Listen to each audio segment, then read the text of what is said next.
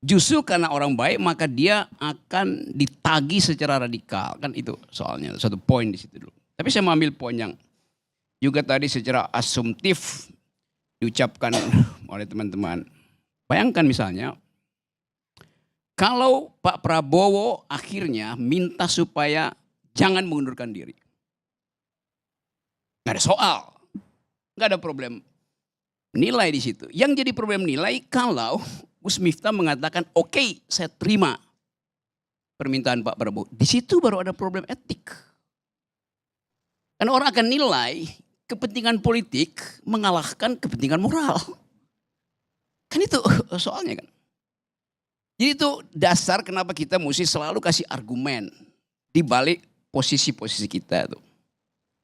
Siapa yang mau bertaruh? Gus Miftah akan diminta oleh Prabowo untuk tinggal dan dia akan bilang, saya memenuhi permintaan Pak Prabowo. Nah itu jadi busuk gitu. Karena dia udah ambil the highest of public ethics, itu mundur. Udah. Tidak boleh dibujuk lagi. Kalau mau dibujuk diuji lagi moralnya tuh.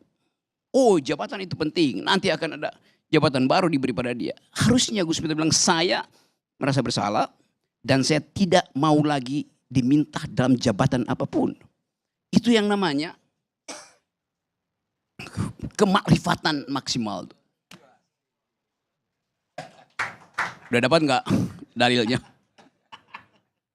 Tapi ini juga pelajaran. Saya kasih kuliah etik puluhan tahun di universitas itu. Coba saya terangkan satu suasana. Kita mesti lihat di dalam peristiwa ini ada berapa komponen sebetulnya. Yang pertama soal pragmatisme itu. Kalau Prabowo minta masuk lagi, itu ada pragmatisme politik. Kebutuhan Gus Miftah mewakili satu segmen di dalam masyarakat Indonesia itu. Itu pragmatisme, bahkan pragmatisme politik. Yang kedua, ada nilai di situ pragmatisme yang juga dimanfaatkan oleh mereka yang menyumbang pada Son siapa namanya? Son Ajit. Apa motifnya? Dia playing God di situ. Lu kecil nih gue sumbang sama lu. Kan dia menghina juga sebetulnya kan. Kenapa memang kalau dia memilih untuk jadi penjual teh, kenapa you mesti angkat derajatnya? Dia pilih sendiri kok. Dan dia lebih mulia mungkin dari para penjual negara.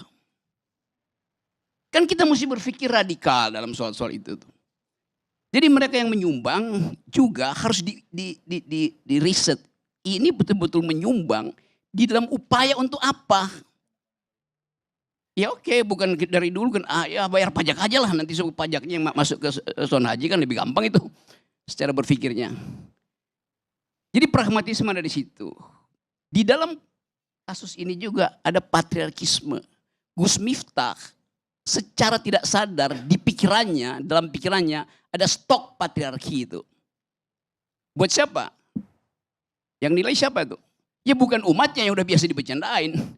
Tetapi bagi mereka spektakel ini, mereka yang menonton melihat bahwa oh ada patriarkisme, ada feodalisme ya pada Gus Miftah ya. Itu yang menimbulkan heboh sebetulnya tuh. Secara teoritis begitu tuh. Ada misoginisme ketika menghina perempuan itu kan. Jadi kita juga hidup di dalam komunitarian ethics. Yang tidak mungkin kita bahas satu persatu. Oh ini nggak cocok di situ, ini cuma dicocok. Kan nggak bisa kita bilang bahwa ya itu yang tidak ada di situ ya jangan komentar. Lo itu public sphere. Kalau begitu, bahkan kalau Gus Miftah hanya bicara pada 2 orang, direkam oleh satu stasiun TV, Gus Miftah tahu dia bicara ke seluruh Indonesia. Kan itu mesti datang automatically dari dalam stok pikirannya kan itu. Jadi itu intinya tuh. Yang ketiga adalah soal di belakang ini ada semacam kultur besar kita yang harus kita mulai papas, yaitu kita tidak punya semacam komunitas yang mengolah argumen itu. Community of thought. Argumentative society. Akibatnya yang muncul duluan kemarahan itu. Sebelum menganalisa udah marah itu. Karena gak mampu berargumentasi. Saya kasih contoh agak cepat-cepat nih. Suatu waktu di Amerika ada heboh, kira-kira sejenis tuh. Rektor Harvard University namanya Lawrence Summers. Lawrence Summers ini sebelum jadi rektor Harvard, dia adalah menteri keuangannya Bill Clinton. Dia pensiun, selesai, dia jadi rektor di Harvard University, presiden Harvard University itu, namanya rektor tuh. Ini orang ahli matematik, bikin riset tentang hubungan variabel untuk melihat efisiensi itu. Satu waktu dia berkomentar begini, ada dosennya di Harvard yang mungkin mau nulis disertasi atau mengambil profesor, dia bilang begini, perempuan itu tidak mampu berpikir matematikally. Lalu heboh di Amerika tuh. Kalimat perempuan tidak mampu berpikir matematik. Sebelum dia terangkan bahwa dalam riset genetik memang laki-laki itu 10% di atas perempuan di dalam bidang matematik itu. Tetapi komunitas feminis Amerika tahu bahwa ini atau merumuskan bahwa ini adalah misoginis, membenci perempuan yang mau jadi ahli matematik. Kenapa begitu? Karena ada communitarian ethics. Wah, jangan sekali-sekali ucapkan sesuatu dengan berbasis gender. Walaupun itu riset akademis. Karena riset akademis tidak pernah final. Riset berikutnya bisa menerangkan bahwa laki-laki itu tidak punya kemampuan untuk menghasilkan kecerdasan bertahan, survive, karena hanya rahim perempuan yang mampu menghasilkan survival of the fittest itu. Jadi bahkan di dalam debat akademis masih dimungkinkan orang bertengkar, tetapi mengucapkan perempuan tidak mampu berpikir matematis di Amerika itu bukan hate speech.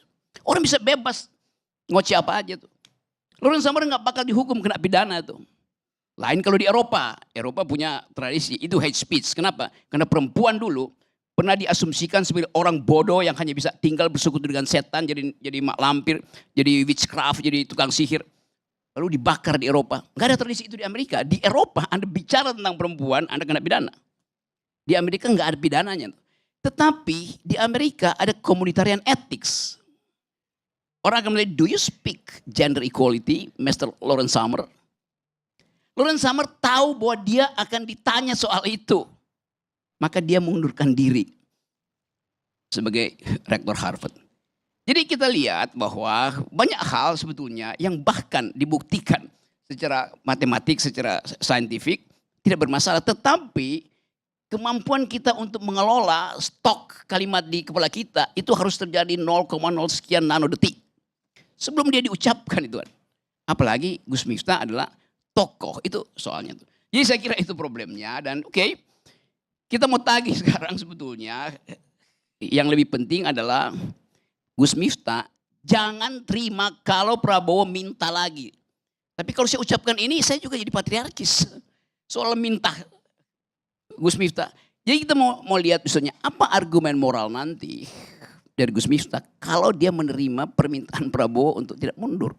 Hanya itu yang bisa kita pakai untuk mengukur integritas seseorang tuh.